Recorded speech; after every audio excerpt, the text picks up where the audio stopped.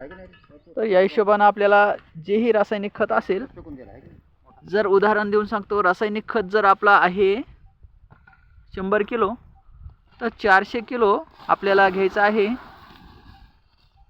कुजलेलं शेणखत. हे उकंड आहे आणि उकंड्यातलं च्या खालचं जे कुजलेलं शेणखत आहे ते आपण घेत आहोत.